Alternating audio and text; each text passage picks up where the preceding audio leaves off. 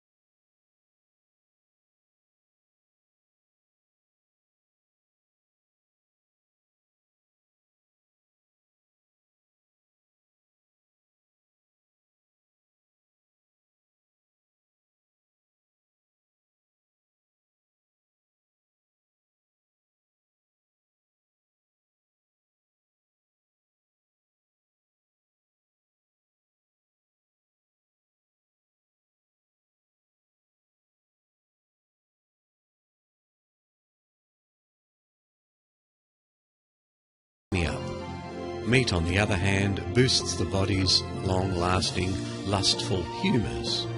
A religious no-no. But why isn't fish considered meat? The reason is foggy. St. Paul's first letter to the Corinthians, for one, has been used to justify fasting rules. Paul wrote, "There is one kind of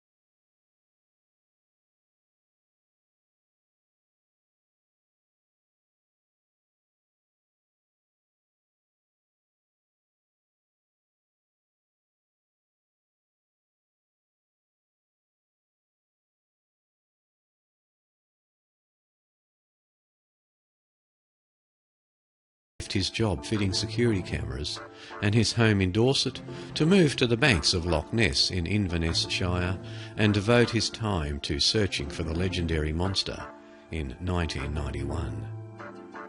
After 2 years of patiently scanning the loch, Mr. Feltham says he finally caught a glimpse of Nessie, as the monster is known, but he didn't have his camera on hand.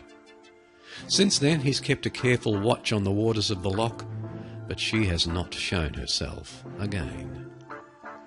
Mr. Feltham, who said he became obsessed with the legend of Nessie after a family holiday to the Highlands when he was 7, said he spotted the monster in 1993.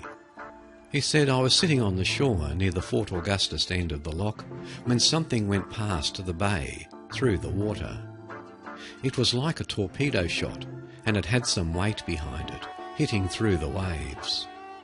Nothing in Loch Ness could create a disturbance like that, apart from Nessie. I just sat there in amazement.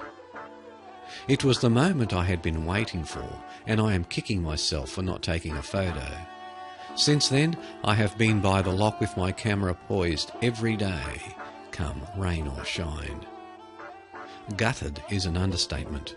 I won't let an opportunity like that pass me by again.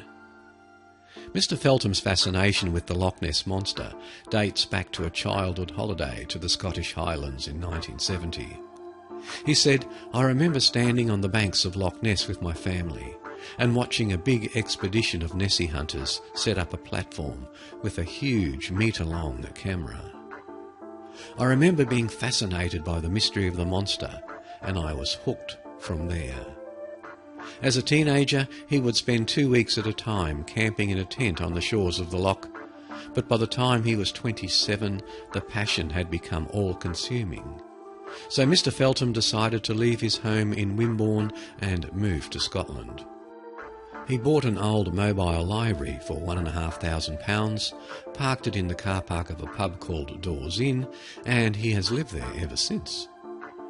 A bachelor, he spends his days studying the waters of the loch and making models of the monster, which he sells to tourists to fund his simple lifestyle. He said, "This is my passion and exactly what I want to do with my life." He insists he's not lonely, preferring his own company and quiet contemplation, and he hasn't given up hope of seeing the monster a second time. Mr. Feltham says, "I am hopeful I will see Nessie again, and I will be here, ready with my camera, every day until that day comes. I have been here for more than 20 years now, and this is my way of life." He also dismissed suggestions that the monster might be nothing more than a myth, saying, "The loch is such a huge and mysterious body of water, containing more fresh water than the lakes of England and Wales combined. So it is the perfect place for an unknown."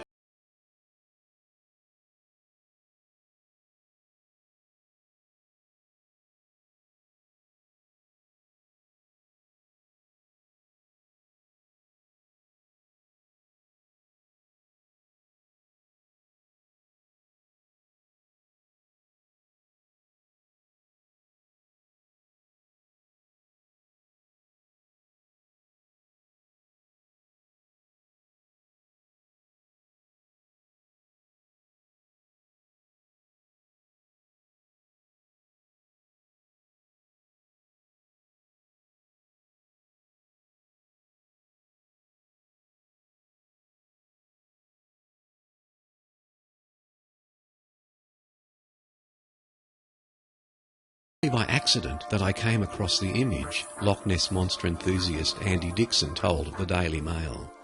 "I was trawling through satellite transmissions of different parts of the country, and I thought I would try Loch Ness. I could see something big under the water, and I saved it to my phone. My first thought that it was the monster, and I contacted Gary Campbell of the official Loch Ness Monster Club," he added.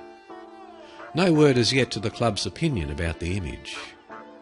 The image does not appear on Google's satellite images of the loch. Apple's imagery is provided by satellite firm Digital Globe. At first glance, the image looks like the wake of a boat. However, experts who have examined the image say that is unlikely, as there is no visible hull or superstructure. Imaging errors have also deemed unlikely, as other boats in the area are clearly visible. Whatever it is, it's just below the surface and heading south, so unless there have been secret submarine trials going on in the loch, the size of the object would make it likely to be Nessie, Campbell said. And if you'd like to visit our show notes at www.origins.info, click on the link to the Mysteries Abound podcast show notes, then on the link to episode 88, and then on the link to this article. You can get a look at the image. From a distance, doesn't look much, but when they zoom in, it sort of resembles something large with possibly a couple of fins and a tail. Not the usual Nessie shape that we think of, but there's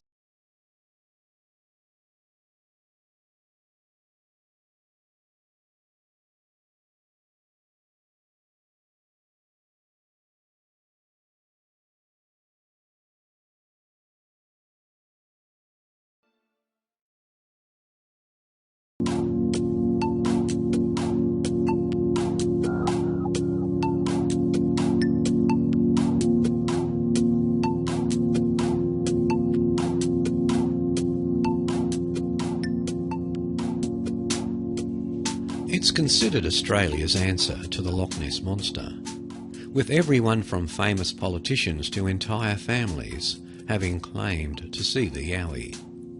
Now yowie hunter Rex Gilroy believes he has found evidence that proves North America's Bigfoot is a distant relative of the Australian bush monster. From the dailymail.co.uk website, an article by Maria Lewis. Bigfoot has Australian genes.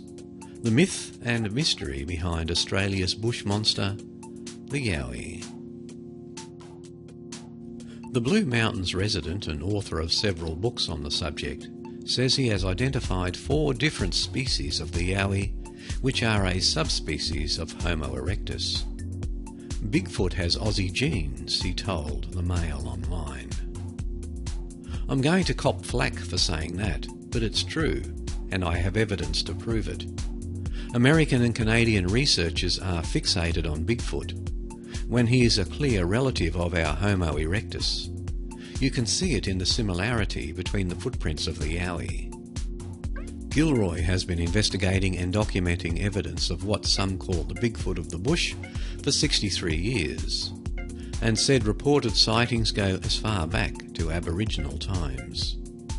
The reason so many hunters have tried and failed is because they're looking for a big, hairy monster that doesn't exist, said Gilroy, who is one of dozens of experts speaking at paranormal convention Paracon, Australia, in May.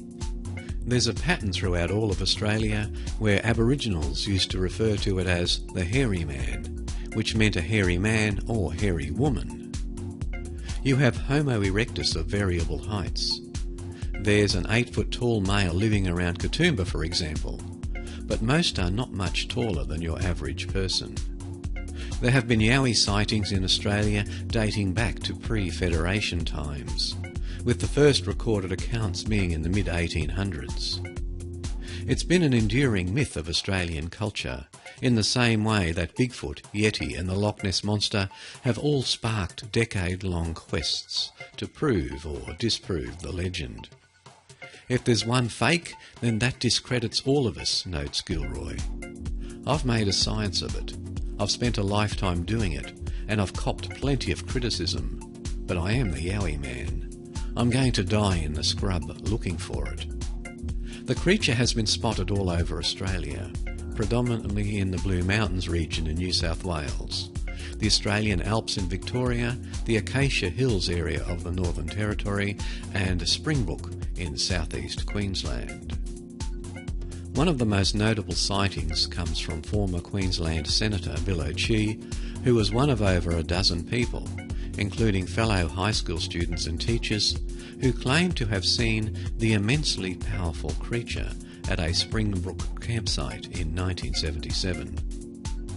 Basically, we saw a yowie, but we didn't know what they were at the time, he said in a documentary. We saw a sort of hairy, ape-like thing that probably would have stood about 8 feet tall and moved in a sort of crab-like fashion. In late March this year, Jason Heel and Jason Dunn reported that they had caught the yowie on camera in a similar location to the 1977 mass sighting, with a figure shown in grainy black and white video footage. Australian yowie researcher Paul Cropper says there's been over 350 sightings and plenty of compelling evidence, but no smoking gun. Anyone who says it's just a hoax or a joke is wrong, he told the Mail online. It's something more complicated than that. Exactly what it is, I don't know. In a country crisscrossed by four-wheel drives, it's really strange that no one has hit one with their car or captured clear photographic evidence. Why haven't we found a body? It's a genuine, fascinating mystery. Having spoken to hundreds of primary sources, people are absolutely clear that it was something. Cropper points to O'Chee's account as the most reliable in recorded history, thanks to the sheer number of witnesses who went on the record. Even now, 20 to 25 years later, he said he can't lie about what he saw, and there are other witnesses to back him up. He's a guy who had everything to lose by continuing to claim he saw something weird, but his story has never changed. Despite having gathered dozens of yowie footprints over the years, Gilroy too agrees the mystery will never be solved until there is biological evidence. We need tissue. Tissue is the holy grail, he said. And if you visit the show notes and click on the link to this article, there are some photographs of the footprints, an Aboriginal drawing of the hairy man, a very blurry looking video image, and even some local chocolate made in the form of the yowie itself. It's a story I've heard of, never seen one myself, and I actually don't live very far from Springbrook, so next time I'm up there, I might keep my eyes open a bit more than I normally do.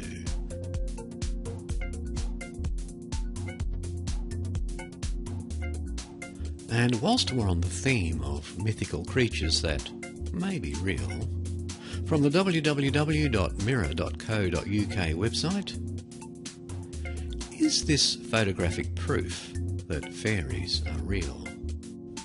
And this is an article by Chris Slater. Is this photographic proof that fairies are real?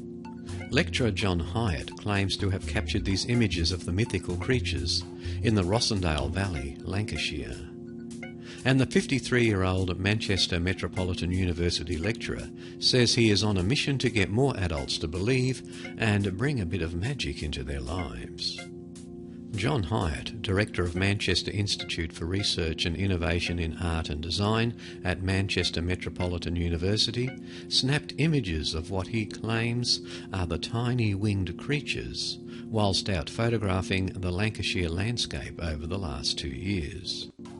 And he has now put his photographs on display at a special expedition, reports the Manchester Evening News.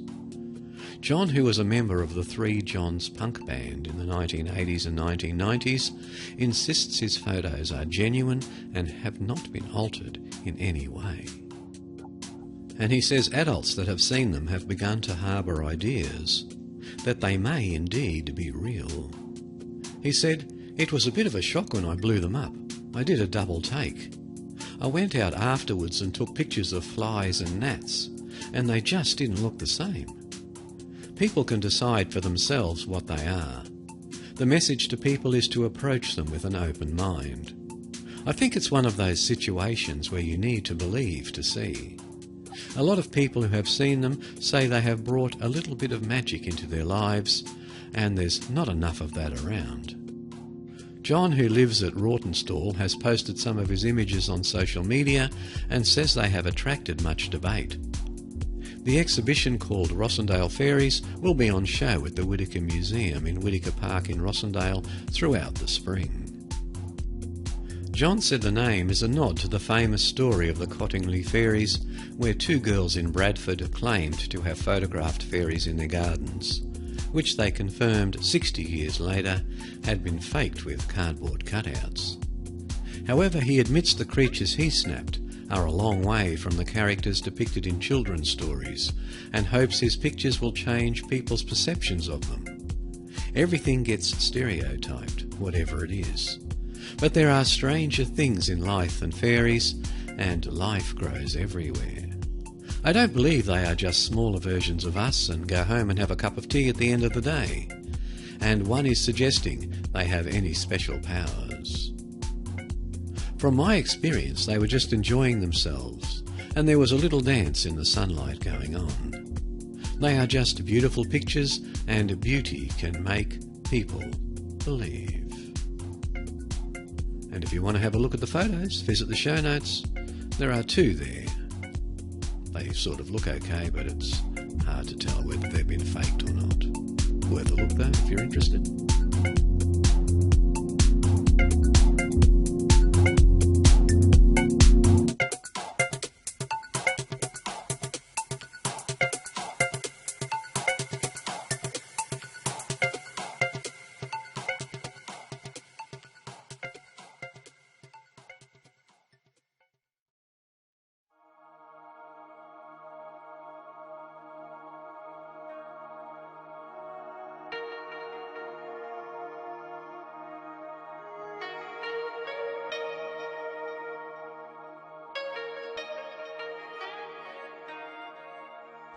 The world's greatest natural sound and light show occurs over the Catatumbo River in Venezuela, a 15-hour drive from Bogota, Colombia.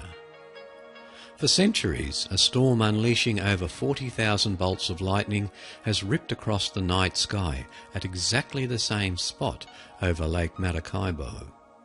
This has occurred repeatedly for as many as 160 nights a year, lasting up to 10 hours a night. From the www.odditycentral.com website, an article by Sumitra. The mysterious lightning storm which occurs in exactly the same place, 160 nights a year, lasts up to 10 hours a night. The people of northwestern Venezuela call the phenomenon Ribaba, which means river of fire in the sky. It is also known as the everlasting storm. It generates 1.2 million lightning strikes a year, the highest in the world, visible from almost 250 miles away. For centuries, the beacon of Maracaibo has guided sailors and fishermen at night. It is now a popular tourist attraction in the region. According to Alan Highton, a tour operator and photographer who lives part-time on the lake with the locals, they have no idea that this lightning flashing around all night is something unique. It doesn't occur anywhere else in the world. He said that for generations the villagers never paid much attention to the lightning. For them, it is part of normal life. They even find it funny when visitors arrive, spending all night on the water to watch the extraordinary display of light. The bolts of lightning illuminate the night sky with a combination of brilliant colours.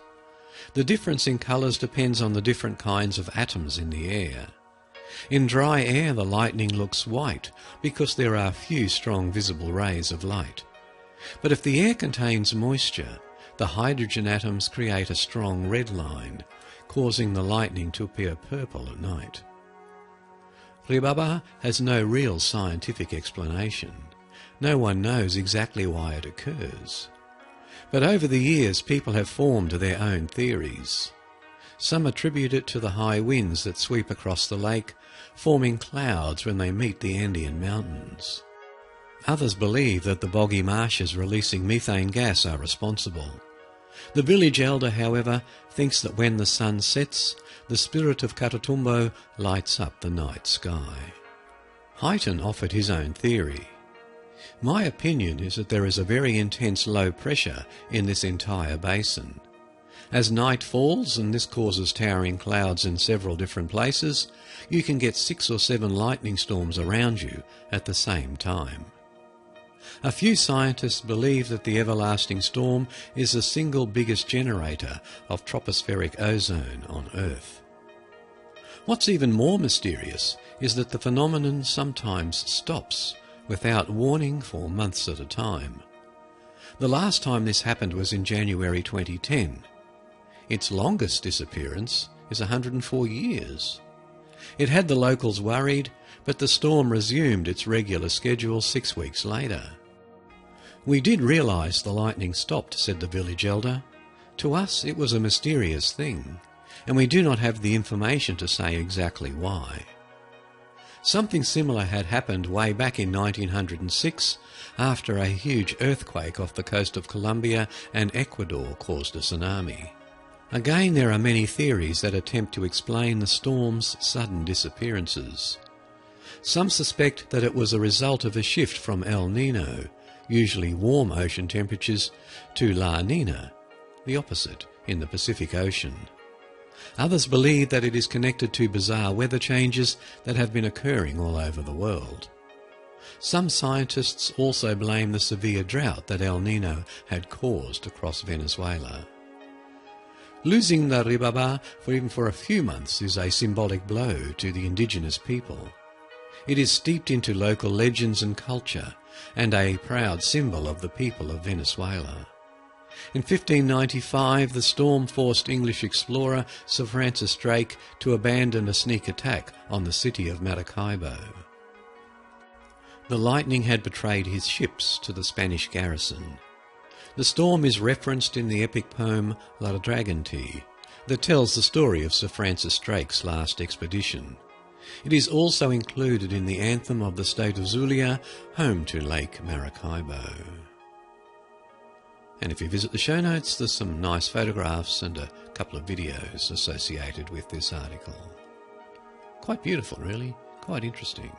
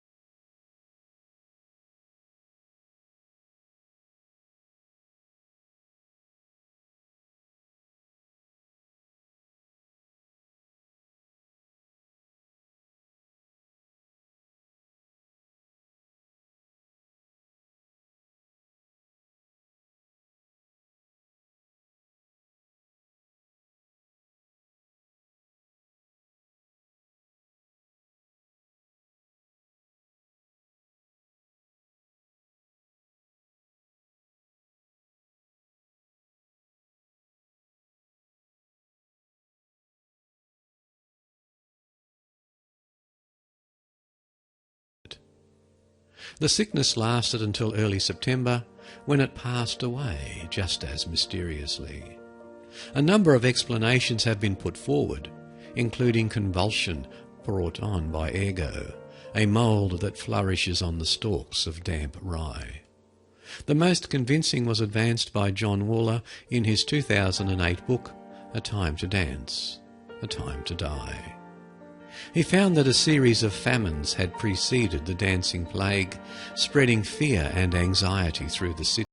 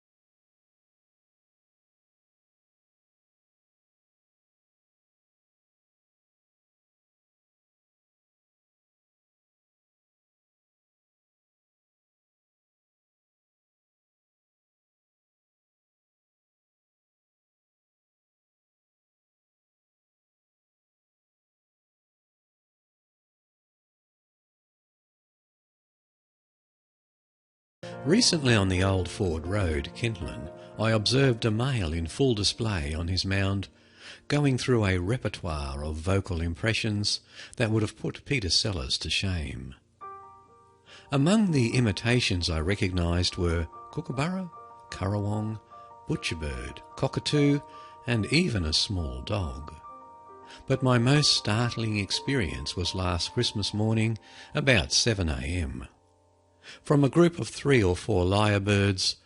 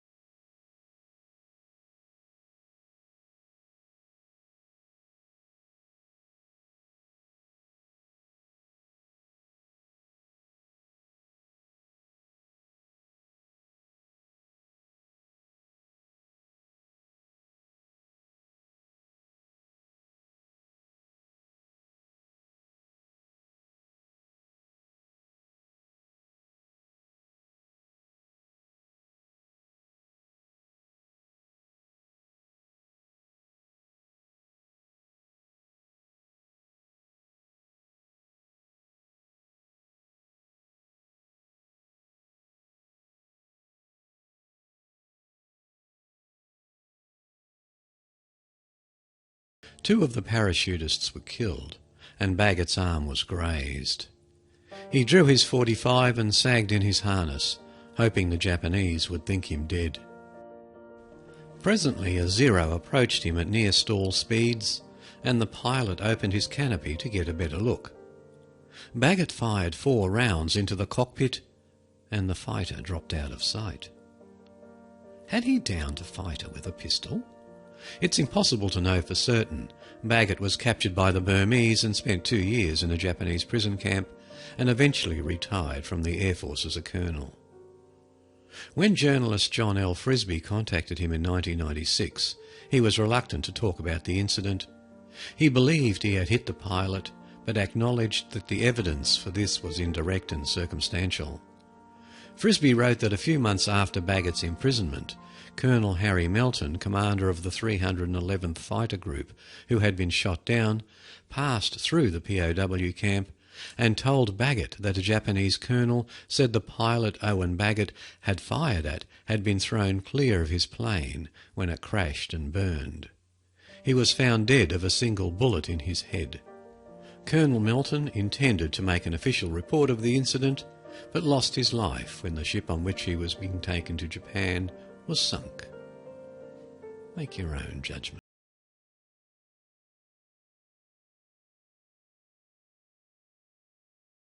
Workaround. When Dutch Army Colonel J.W.C. van Gorkum died in 1880, he was laid to rest in a Protestant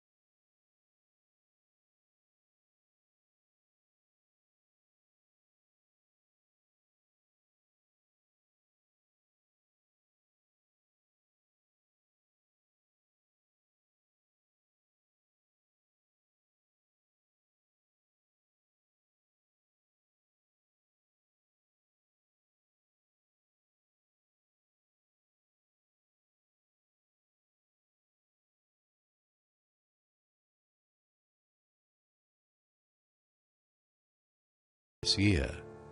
She said she had emigrated from Russia to New York City, where she had worked as a maid, but found herself unhappy there.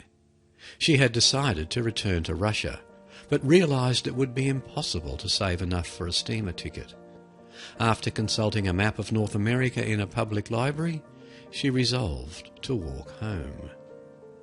Fearing for her safety in the Yukon winter, Provincial Police Constable George Wyman contrived to charge her with vagrancy. "I was so surprised to see that woman there," he told the journalist Donald Stainsby. "She was so scantily clad and had no firearms or anything to see her through that country. She was about 5'5" and thin as a wisp. When I first saw her, she was wearing running shoes. She had a knapsack with half a dozen sandwiches in it, some tea and some other odds and ends, a comb and personal effects, but no makeup. I had a time getting her name. She wasn't going to say anything to anyone.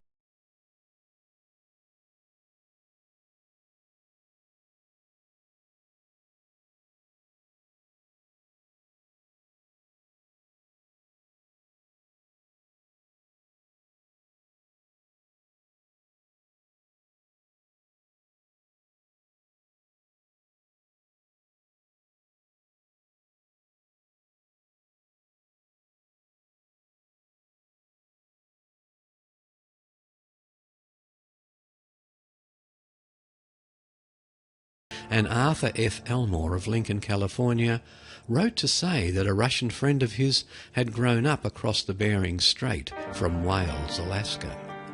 In the autumn of 1930, while on an errand for his mother, he had noticed 3 officials.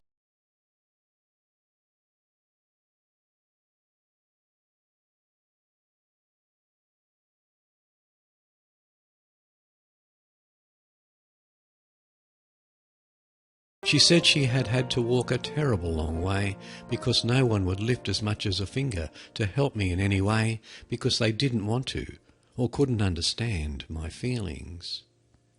I tried to make friends at first.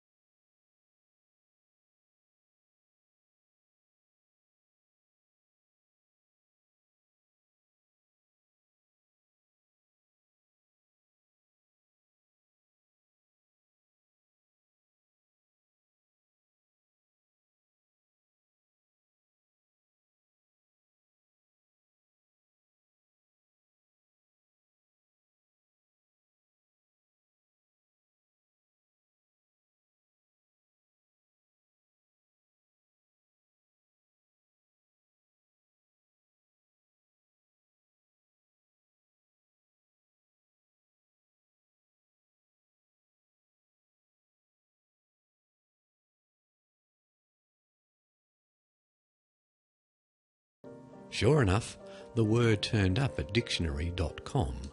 It's since been taken down, citing Webster's New Millennium Dictionary. As with Aglo, the invention has taken on a life of its own. NOAD editor Christine Lindbergh, who coined esquivalience, told the Chicago Tribune that she finds herself using it regularly. "I especially like the critical, judgmental tone I can get out of it." Those esquivaliant little wretches. Sounds literate and nasty all in one.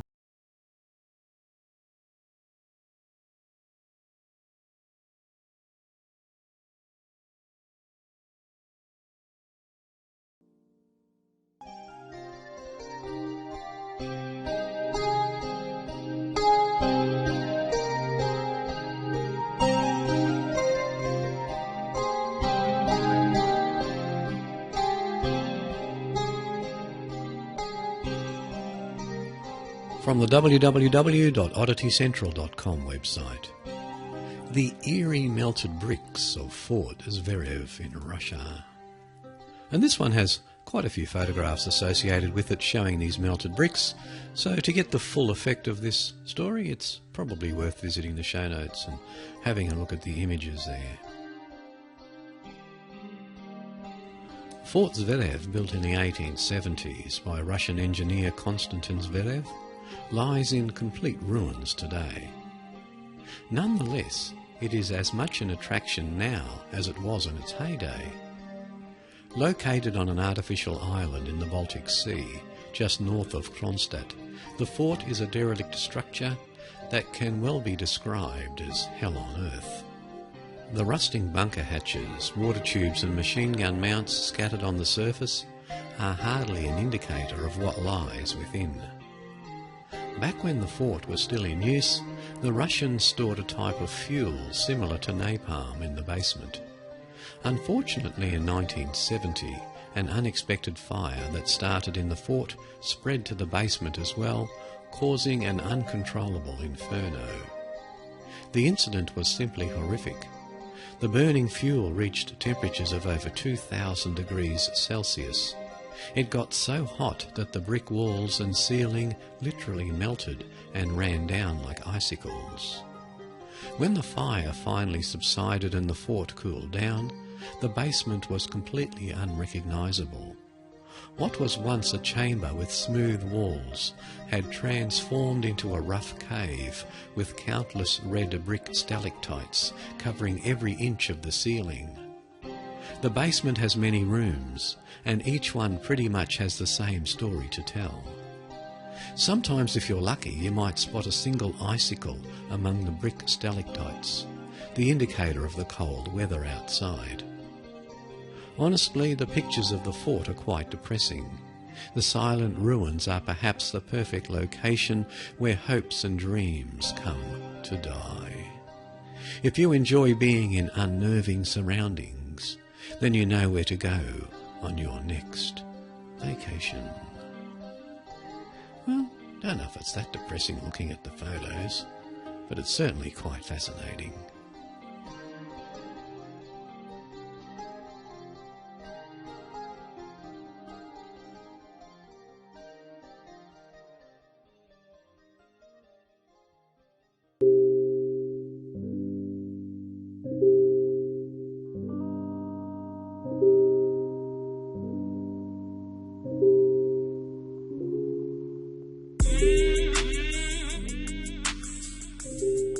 From the www.beyondreligion.com website, a story by Topher Williams.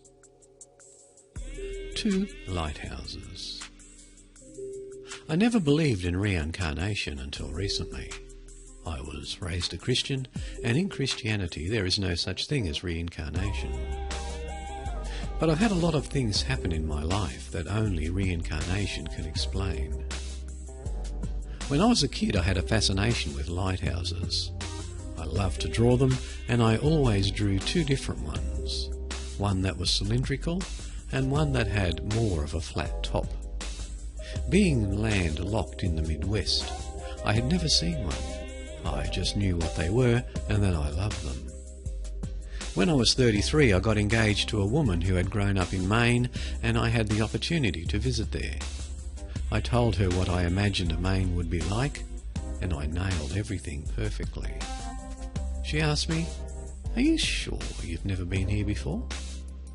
About a month before we took the trip, her mother sent us a postcard of the Portland headlight.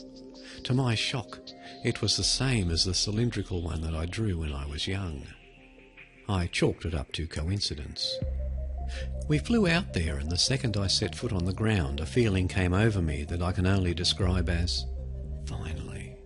I felt like I was home. My fiancé's parents, knowing I had always wanted to see a lighthouse, took us straight to the Portland headlight in Cape Elizabeth. It felt surreal, but completely familiar. It was the cylindrical one from my childhood.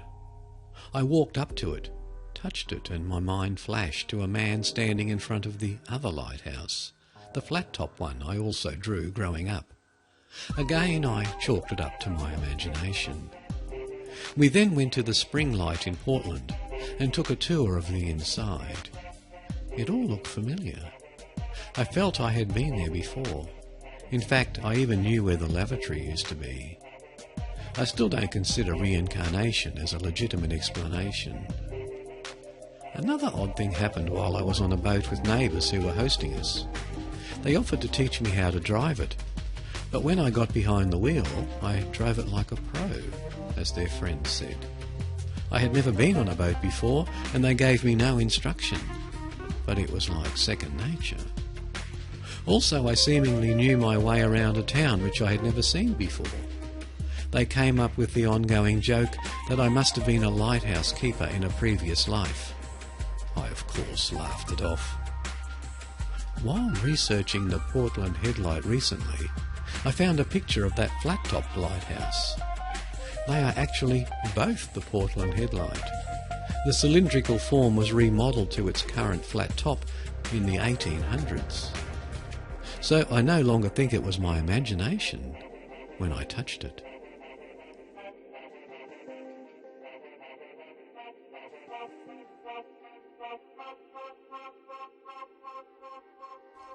From the paranormal.about.com website, The Doppelganger Haunting, and this is by Stephen Wagner.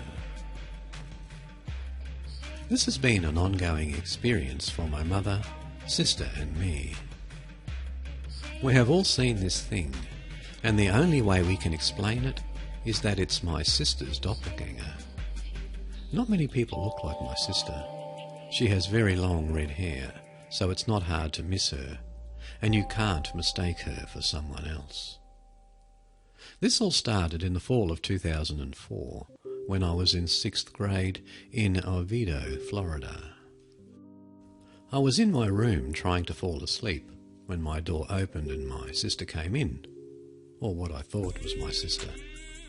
I didn't have a nightstand at the time, so I just used a picnic cooler with a blanket over it. It had my alarm clock and some hairbrushes on it. My sister came over and was messing with my brushes, which I remember really made me mad because it was late and I was trying to sleep. I began yelling at her to get out of my room. She didn't say a word, but just abruptly turned and left. As I watched her leave, it seemed to me that she was walking funny. She walked at a very fast pace with her head turned and hair over her face, hiding her eyes and mouth. The next day I confronted my sister about coming into my room in the middle of the night. She swore, in fact still swears to this day, that she was not in my room and had no idea what I was talking about. My mum's sighting. That was my first experience with her doppelganger. My mum and even my sister have seen it too. One day, about a year after my experience, my mum was at home while my sister and I were at school. We were old enough to wake up and get ourselves ready and make it to the bus stop without any help from our parents. My sister would wake up earlier than anyone since her school started at 7:20. From my understanding, she did in fact make it to school on time. Yet my mum swears up and down that she saw my sister walking around the house with a towel on her head, like she just got out of the shower. My mum was so mad that my sister missed the bus to school, she started yelling at her. Again, just as is my experience, this person was walking in a fast-paced manner, my mother said, and she never saw her face. She was walking so fast, but my mum kept yelling at her, thinking she was going to have to drive my sister to school. When my mum followed her into the other room, however, there was no one there. When my sister came home after school and my mum told her what had happened, my sister was puzzled, because she really was at school. My mum thought she was losing her mind. I don't believe I told my mum about my experience until after she saw it too. We both came to the conclusion that there had to be something wrong with its face, and that's why it never let us see it. I believe there is something dead wrong with its eyes, but that's just my theory. We never felt threatened by it because at the time we really thought it was my sister.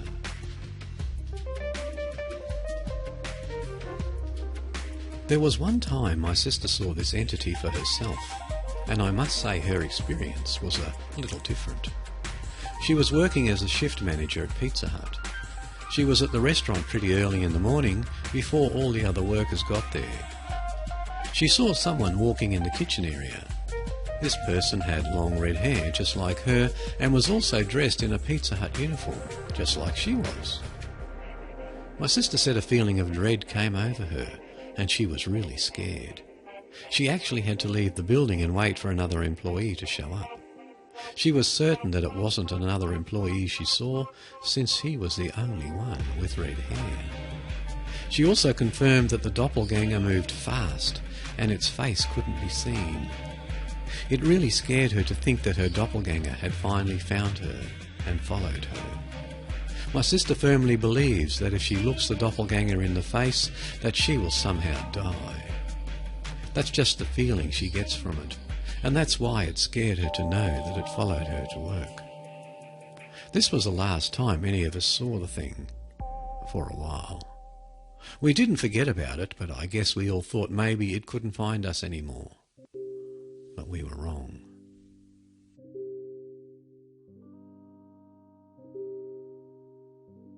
The most recent event happened last year. My sister and I are all grown up now. She's 26 and I'm 20 now, and we have since moved away from Florida. My mum and sister live in Kentucky on the same property, and I live in New York. It was a typical day for my mum. She was by the sink doing some dishes in her home. There is a window right above the sink, and when she looked out of it, she saw my sister walking up the path to the front door wearing her work uniform. She expected to see my sister come through the door to finish getting ready for work, but she never came inside the house. An hour later, my real sister did arrive at my mum's house. She was still in her pyjamas. So my mum questioned her about what happened earlier. Like so many times before, my sister denied walking over there and told my mum she was still sleeping at the time this happened. She wasn't needed at work until a few hours later, so there was no reason for her to be in her uniform. They were both freaked out by this latest incident. We all thought the doppelganger had left, since it had been years since anyone saw it, but somehow it found my sister again. I really don't know how to explain all of these events, and I'm not sure if it will ever leave my sister alone. I don't know what will happen if she looks this entity in the face, if anything, but I hope she never does.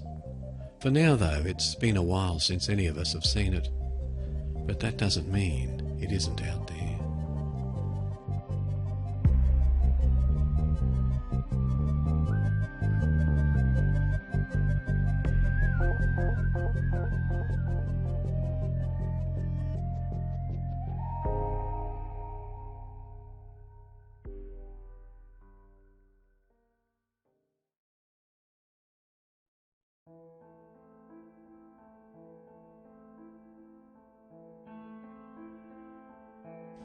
The music for today's podcast was provided by the musicalley.com website.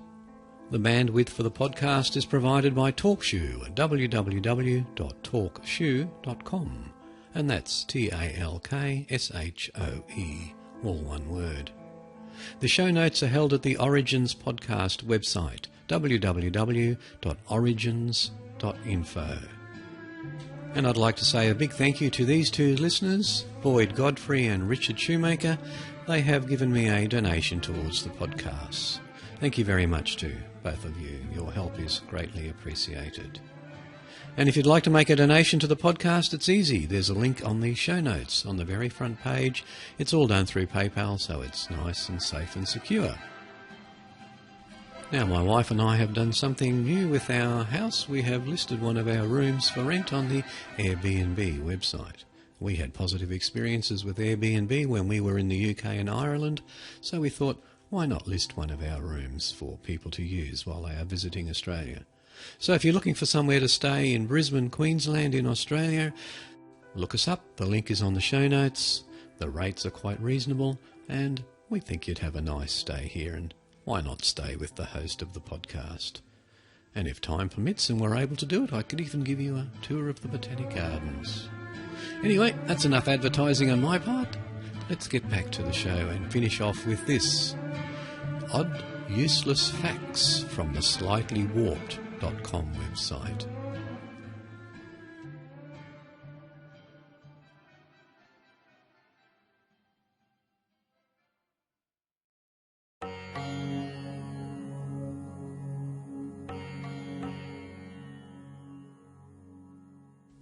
There was once a man so dedicated to April Fools, he threw hundreds of tyres into a dormant volcano in Alaska and set them on fire, fooling the local populace and Coast Guard into thinking the volcano was active.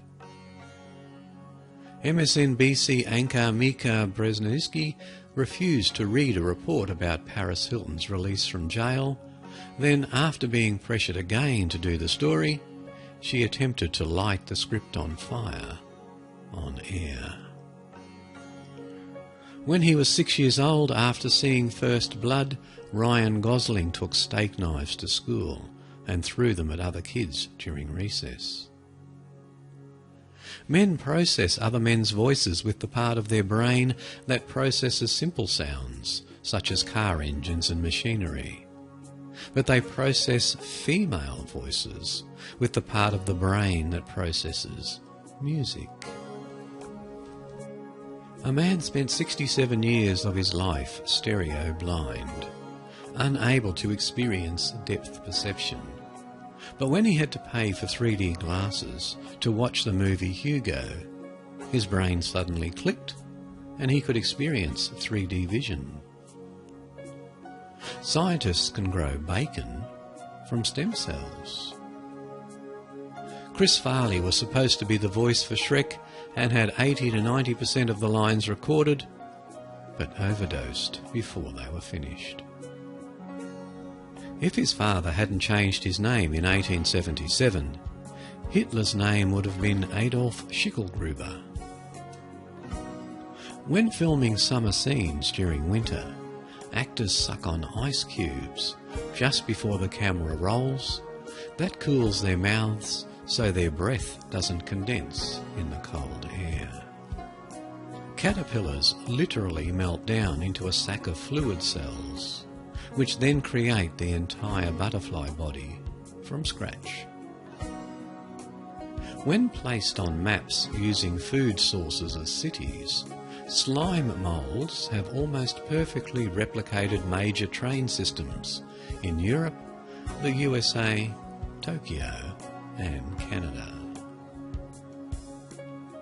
Walt Disney decided to put the trash cans no more than 30 steps apart in Disneyland after observing guests in other parks and averaging out how many steps a person would take before dropping trash on the ground. A man broke into Buckingham Palace twice. The first time he wandered around tripping alarms and eating food before getting bored and leaving. The second time he got into the Queen's bedroom and talked to her for about 10 minutes before being kicked out. The founder of the Pringles potato chips was buried in a Pringles can. The first person sentenced to the stocks in Boston was Edward Palmer, the builder of said stocks. His crime? Charging too much for building the stocks. When he would sign up for a movie, Steve McQueen would demand from the studio bulk amounts of jeans, electric razors and other men's things so that he could donate them to the boys' reformatory school he spent his teenage years in. In 1985, a New Orleans man drowned at a party attended by 100 lifeguards. They were celebrating going an entire summer without a drowning at a city pool. The symbol for and the word and mean different things in movie credits. Two writers' names joined with a and symbol means they collaborated, while the word and means they worked on the script at different times. President LBJ owned an amphibious car, the Amphicar, and used it to scare guests by driving them into his lake, screaming about brake failure. In Holland's embassy in Moscow, 2 Siamese cats kept meowing and clawing at the walls of the building. Their owners finally investigated, thinking that they would find mice. Instead, they found microphones hidden by Russia's spies. The writer Roald Dahl's mission as a spy for the British government was to gather intelligence by seducing powerful American women. Lucky bastard. Every treasure of the United States since 1949 has been a woman. In the entire state of Ohio in 1895, there were only 2 cars on the road, and the drivers of these 2 cars crashed into each other. The octopus is so intelligent, the UK considers them honorary vertebrates for the purpose of animal cruelty laws. Some Canadian police departments give out positive tickets to thank people for doing something good. The founder of Match.com, Gary Crimmon, lost his girlfriend to a man she met on Match.com. Doritos could be made without the powder and taste exactly the same. It was left on because it was decided that the residue left on your fingers was part of the Doritos experience. Air Jordans were banned upon introduction by the NBA.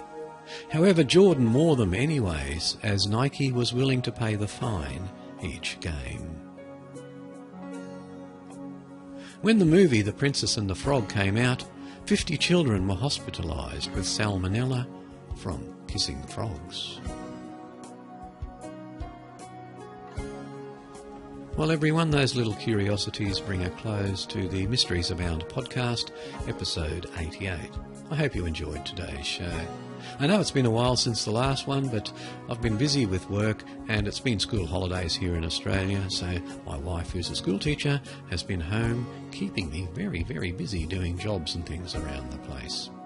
Anyway, until next time, whether it be Mysteries Abound or the Origins podcast, this is Paul saying bye for now and keep well, everyone.